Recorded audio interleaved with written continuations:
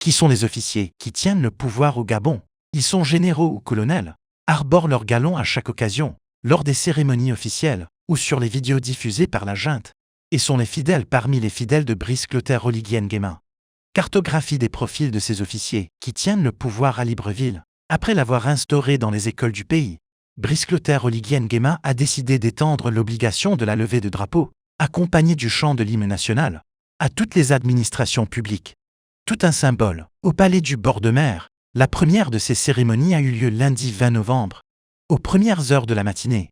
Autour du général tombeur d'Ali Bongo Ondimba, ce jour-là, l'ensemble du personnel de la présidence ainsi que les membres de la garde républicaine, que dirige à présent le colonel Aimé Vivian Oyini.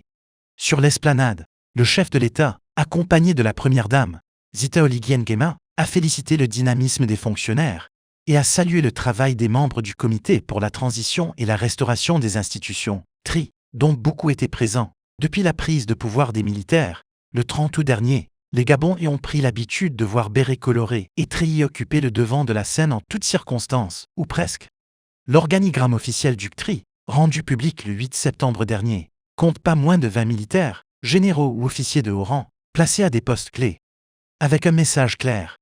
La volonté de l'armée prime sur toutes les décisions, confie une source proche des autorités de la transition. Nous sommes dans une période anticonstitutionnelle. Qui sont ces militaires? Quel est leur parcours et quelles sont les missions qui leur ont été confiées par Brice Clotaire Oligui Nguema?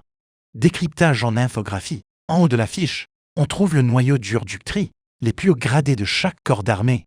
Ces généraux, dont la plupart ont signé la charte de la transition publiée au début de septembre, ont tous participé à la préparation du coup d'État, dans le plus grand secret.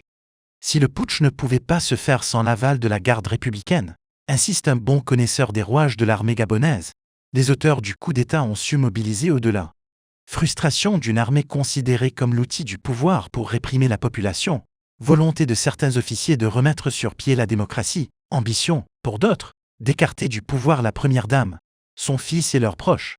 Brice Clotaire Oligui Nguema a su jouer de nombreux leviers et s'assurer de la fidélité des officiers qui l'accompagnent désormais. Tous les conseillers spéciaux du président de la transition ont gravi les échelons sous l'ère des Bongo, qu'ils aient démarré leur carrière à l'époque d'Omar Bongo Ondimba ou à celle de son fils, Ali Bongo Ondimba.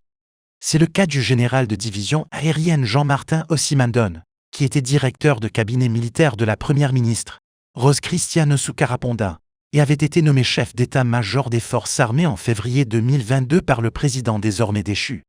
Il a été maintenu à ce poste par le nouveau maître de Libreville, ancien responsable adjoint de la Direction générale des recherches, les services de renseignement de la gendarmerie. Le général Yves Baraswaga a ensuite pris le commandement d'une légion départementale, avant, en 2018, d'être nommé à la tête de son corps d'armée.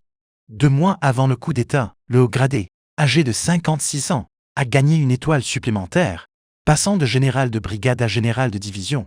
Autre figure incontournable dans l'appareil sécuritaire gabonais, le général Jean-Germain Effayon-Onong, également conseiller spécial du président de la transition.